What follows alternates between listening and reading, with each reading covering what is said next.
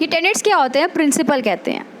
किस तरह बने, ये जो हमने सारी पीछे गपशप पढ़ी है ना, उन गपशप को देखते हुए, उन बातों को देखते हुए उन्होंने 10 पॉइंट्स इनसे निकाल लिए कि हाँ जी इन सारी बातों के इम्पोर्टेंट टोटल 10 पॉइंट्स हैं, उनको लिख के दे दिया इन्होंने, जिसको हम थ्योरी का खुलासा भी कह सकते हैं। Number 1 is good literature is timeless, transcendent and speaks to what is constant in human nature. कहता है क्योंकि ह्यूमन नेचर जो है वो क्या है, फिक्स्ड है। जहाँ पे भी जाओ आप सेम नेचर रखते हैं वो, वही बात अफ़गानिस्तान, अमेरिका और उसके बाद पाकिस्तान, कहीं भी चल जाओ हर जगह पे ह्यूमन है, ह्यूमन की सेम इमोशन, सेम फीलिंग्स होते हैं, सेम नेचर होती है। तो इट मीन्स कि जो फिर जो लिटरेचर है ना वो भी टाइमलेस है, उसका जो एसेंस है कहीं भी हो हर एक के ऊपर सेम ही होगा, उसकी जो क्वालिटी है वो टाइम बाउंड नहीं होगी। जैसा कि मैंने अभी आपको बताया था कि इन्होंने एक पॉइंट दिया था कि जो लिटरेचर होता है वो हर एजेस के लिए होता है, किसी एक एज के लिए नहीं होता। वहाँ पे मैंने आपको एग्जांपल शेक्सपियर की कोट की थी, not writing for one age but for all edges.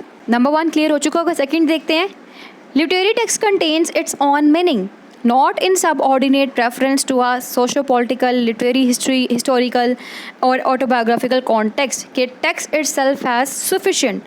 text जो है उसको किसी भी outside source की ज़रूरत नहीं। ऑथर का बैकग्राउंड कल्चर देखने के लिए, सोशो पॉलिटिकल कॉन्टेक्स्ट देखने के लिए, लिटरेरी हिस्टोरिकल कॉन्टेक्स्ट देखने के लिए कुछ भी नहीं चाहिए, सिर्फ टेक्स्ट है और रीडर है। टेक्स्ट रीडर ओरिएंटेड थ्योरी है ये, जिसके अंदर टेक्स्ट होगी, रीडर होगा, आइसोलेशन में बैठकर रीडर खुद पढ़ेगा, उसको किसी भी आउटसाइड मटेरियल की ज़रूरत नहीं है। तो सेकंड पॉइंट भी क्लियर हो चुका होगा आपको। थर्ड पे बात करते हैं, text therefore studied in isolation without ideological assumptions और political condition, goal of close verbal analysis to see the object as in itself is it really is. वही पॉइंट रिपीट हुआ है, मतलब उसमें कह दिया कि इसका खुद का मीनिंग है और इसमें कह दिया इसलिए इसको चाहिए कि आप अकेले पढ़ें, कोई भी बैकग्राउंड देखे बगैर, कुछ भी देखने की ज़रूरत नहीं है, जो कंडीशंस हैं उसको भी देखने की ज़रूरत नहीं है, आप क्लोज रीडिंग करें। क्लोज वर्बल एनालिसिस क्या होता है? क्लोज रीडिंग, ये भी क्वेश्चन आता है कि what is close reading. Close reading यही होता है कि कोई भी आउटसाइड मटेरियल हो, कोई भी सोर्स हो, उसको छोड़कर टेक्स्ट को आइसोलेशन में पढ़ना is known as close reading. ठीक है, थर्ड पॉइंट भी क्लियर हो गया होगा आपको। फोर्थ पे बात करते हैं, human nature unchanging, continuity valued over innovation.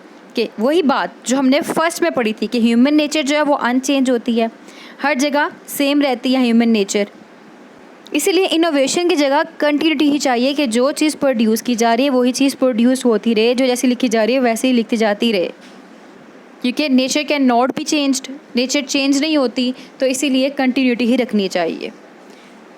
Next point है, individuality as a sense securely possessed by each transcendent subject distinct from forces of society, experience and language।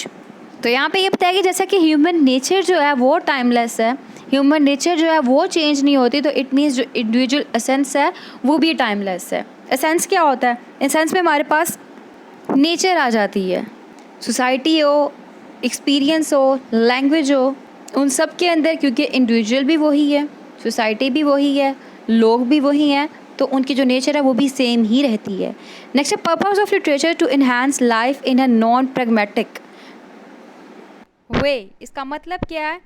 Live laugh beautifully, कैसे society में रहना है, कैसे हर person को understand करना है, कैसे ट्रेड्स को अंडरस्टैंड करना है, ये सब कुछ जो है हम लोगों को लिटरेचर सिखाता है, इन्हांस करता है इसको लाइफ के अंदर इन अ ब्यूटीफुल वे। तो हमें ये डायरेक्ट करता है किस वे में, यानी कि प्रोपेगेंडा नहीं होता, किस तरह से अच्छे से रहना है, हंसी खुशी रहना है, सोसाइटी से कैसे इंटरेक्ट करना है, ये सब कुछ सिखाता है हमें लिटरेचर। तो इन शॉर्ट सोसाइटी में किस तरह से रहना है, उनके values, moral values, ethical values, सब किस तरह से अंडरस्टैंड करने हैं, उनको एक अच्छे वे में हम तक पहुंचाता है literature. Form and content fused organically in literature. जो फॉर्म और कंटेंट होते हैं वो टू बी अ होल होना चाहिए, यानी कि फॉर्म और कंटेंट एक दूसरे को डिफाइन कर रहे हो कि कंटेंट से ही फॉर्म आए और फॉर्म से ही कंटेंट आए। नेक्स्ट है, sincerity resides with in the language of literature noted by the avoidance of or inflated style so that the distance difference between words and things is abolished. यानी कि text must be beautiful, खूबसूरती हो उसके अंदर, किसी भी किस्म की आर्टिफिशियलिटी ना हो, बट ब्यूटीफुल जो है ना टेक्स्ट ब्यूटीफुल वे में लिखा हो. अगर ब्यूटीफुल वे में लिखा हो तो इट मीन्स वहाँ पे आपके साथ जो रीडर है, जो राइटर है, उसकी सिंसियरिटी है उसके वर्क के साथ. Showing valued over telling, concrete इन enactment better than expository explanation. Ideas जो हैं उनको एक्ट करके दिखाया जाए, बता कर ना दिखाया जाए. एक्शन ज़्यादा मैटर करता हो उनके अंदर. नेक्स्ट है, criticism should interpret the text unencumbered by theorizing, by preconceived ideas, must trust instead to direct empirical sensory encounter text. जो क्रिटिसिज्म है ना वो डायरेक्ट होना चाहिए. जो रीडर रीड करते हुए फील करता है ना उसके साथ डायरेक्ट क्रिटिसिज्म होना चाहिए, फैक्चुअलिटी बेस होना चाहिए रेदर देन थियोराइजिंग.